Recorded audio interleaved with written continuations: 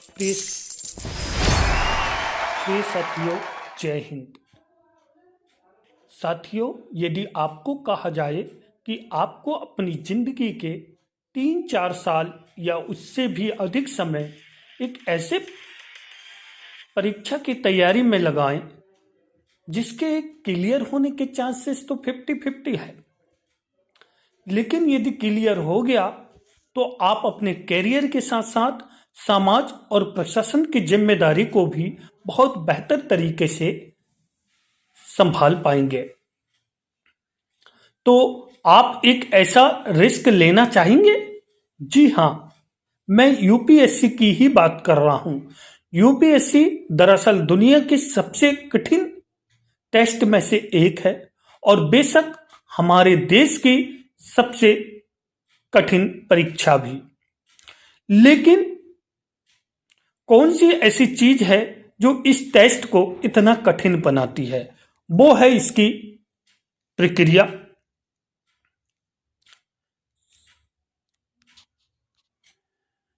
दरअसल इस एग्जाम के लिए 3 अग्निपथ चरणों से होकर गुजरना पड़ता है। पहला है प्रारंभिक परीक्षा, मुख्य परीक्षा और साक्षात्कार।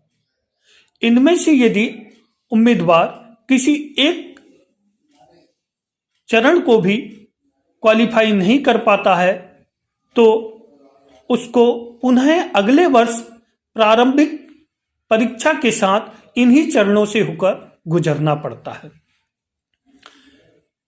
यूपीएससी क्लियर करने वाले उम्मीदवार आईएएस, आईपीएस, आईआरएस, आईएफएस जैसे सेवाओं के लिए सेलेक्ट होते हैं, जिनको सरकारी कुर्सी पर बैठकर लोक कल्याणकारी नीति बनाने व उनका बेहतर तरीके से क्रियान्वयन करने का सुनहरा मौका मिलता है।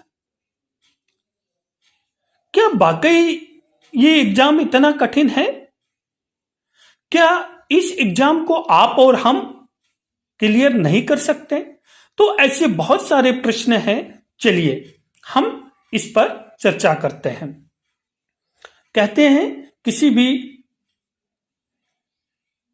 एग्जाम को तैयारी से पहले उसके प्रकृति को समझ लेना बहुत जरूरी है। साथियों, आईएएस हमारे देश की सबसे प्रतिष्ठित सेवा है, जिसके माध्यम से व्यक्ति अपने व्यक्तित्व के विकास के साथ साथ समाज में गरिमापूर्ण जीवन व्यतीत करता है, लोक कल्याणकारी राज्य की अवधारणा में और प्रशासनिक नीतियों के क्रियान्वयन में अपना महत्वपूर्ण योगदान देता है। साथियों, इसमें सिलेक्ट होने के बाद हमारा कैरियर जो है बहुत ही अच्छा हो जाता है। जिंदगी के 7 साल हमको इसी सेवा में रहकर जो है अपनी प्रतिभा को निखारने का बहुत अच्छा प्लेटफॉर्म उपलब्ध कराता है।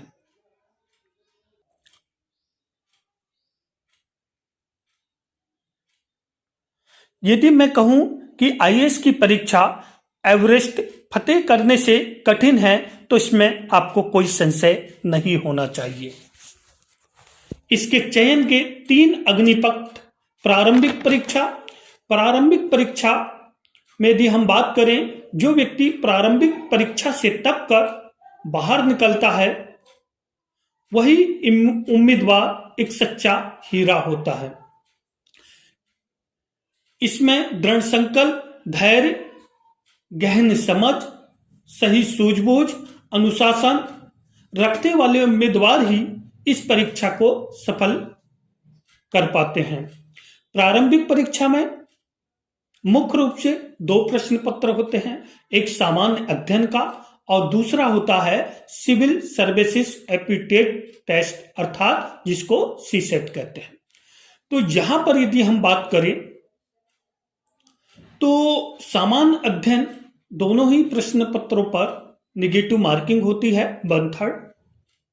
यदि हम बात करें तो जो हमारा प्रारंभिक परीक्षा का जो रिजल्ट होता है वो सामान्य अध्ययन के प्रश्न पत्र के आधार पर तैयार होता है।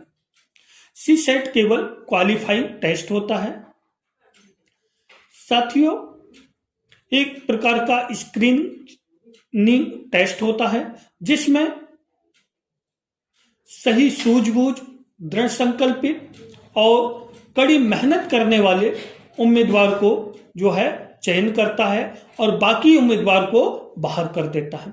प्रारंभिक परीक्षा के बाद आता है मुख्य परीक्षा।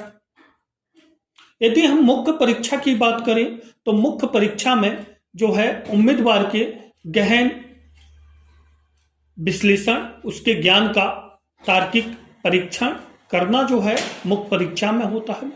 यदि हम बात करें तो इसमें सामान्यतः 9 प्रश्न पत्र होते हैं, जिसमें 4 प्रश्न पत्र जो कि 1000 अंकों के होते हैं, 250, 250, 250, 250, ये समान अध्ययन के होते हैं, जिसमें इतिहास, ज्योग्राफी, अर्थशास्त्र, पॉलिटी जैसे विषयों, साइंस एवं टेक्नोलॉजी जैसे विषयों को इसमें शामिल किया गया है। एक और बात करें तो 5वां प्रश्न पत्र जिसमें निबंध का होता है, जिसमें आपके सामान्य परिस्थिति, आपके विचार, आपकी गुणवत्ता इत्यादि का जो है गहन समझ के लिए निबंध का एक प्रश्न पत्र होता है, जो कि ये भी 250 अंक का होता है। इसके बाद जो है एक सब्जेक्ट, वैकल्पिक विषय के रूप में एक सब्जेक्ट आपको चयन करना पड़ता है, जो कि 500 अंक का होता है। इसमें भी 2 प्रश्न पत्र होते हैं इस तरीके से, और इसमें 2 और प्रश्न पत्र होते हैं, एक हिंदी का और एक इंग्लिश का, जो कि आपकी केवल हिंदी और अंग्रेजी भाषा में समझ विकसित करने के लिए एक क्वालिफाइंग जो है पेपर होते हैं। तो इस तरीके से मुख्य परीक्षा जो है संपन्न होती है। आगे बात करें, जो इसका तीसरा और महत्वपूर्ण जो पड़ाव होता है वो होता है साक्षात्कार। मुख्य परीक्षा में चयनित होने वाले उम्मीदवार को साक्षात्कार के लिए बुलाया जाता है। साक्षात्कार से पूर्व उनको जो है अपनी जो IAS, IPS, IFS, IRS जैसे पद होते हैं उसमें जो है अपने चयन की पूर्ण प्राथमिकता की पूर्ण स्वतंत्रता होती है। साथ में ही सारा बायोडेटा के साथ अपनी जानकारी जो है आयोग को देना होता है। इसके बाद जो है इंटरव्यू कंडक्ट करवाए जाते हैं, एक पैनल बोर्ड होता है। तो इंटरव्यू में उम्मीदवार के ज्ञान का परीक्षण करना ही सब कुछ नहीं होता है। यहाँ पर जो है उम्मीदवार की मौलिकता का, विशिष्टता का, उसकी तार्किकता का, उसकी गहन समझ का, उसके धैर्य का, उसके समक्ष आने वाली चुनौतियों का, इन सबका वहां पर जो है व्यापक परिवेश के माध्यम से जो है इंटरव्यू संपन्न किया जाता है। और जो व्यक्ति इसमें खरा उतरता है वही जो है IAS के लिए सेलेक्ट हो पाता है। लेकिन हमको एक चीज ये भी समझना है कि यहां सब कुछ हरा भरा नहीं है। यहां तपता हुआ रेगिस्तान भी है, जिसकी गर्मी से बहुत सारे उम्मीदवार बीच में ही अपना रास्ता छोड़ देते हैं। तो साथियों, इसलिए जो भी उम्मीदवार सिविल सेवक की प्रिपरेशन कर रहा है या करना चाहता है, उसको इस परीक्षा की प्रकृति को समझना बहुत जरूरी है कि आखिर इसमें ऐसा क्या है जो कठिन है और मेरे अंदर ऐसी कौन सी योग्यता है, क्षमता है, गुण है, जिसके माध्यम से मैं इस परीक्षा को अपने आधार पर सरल समझकर मैं इसको निश्चित रूप से क्वालिफाई कर पाऊंगा। इसलिए यदि आपने IAS बनने का रास्ता चुन ही लिया है तो विफलता से या चुनौतियों से डरने की जरूरत नहीं है। क्यों? क्योंकि विफलता ही सफलता के द्वार खोलती है।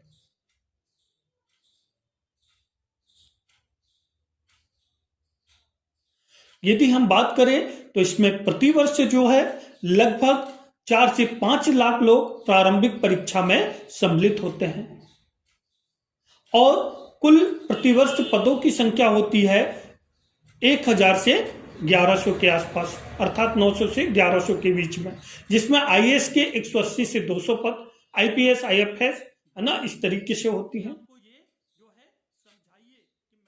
और बहुत सारे उम्मीदवार अपनी किस्मत आजमाते हैं।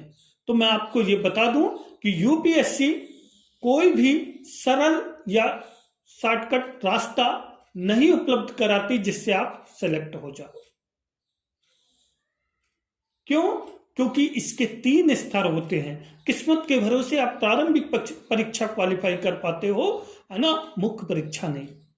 इसलिए ध्यान रखिए, इसका कोई शॉर्टकट तरीका नहीं है।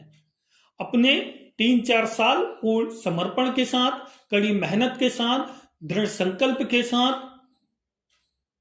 और पैसेंस रखते हुए, है ना, सामाजिक समस्याओं की चुनौतियों को दरकिनार करते हुए, अपने जीवन में आने वाली समस्याओं और चुनौतियों को दरकिनार करते हुए आप दृढ़ संकल्प के साथ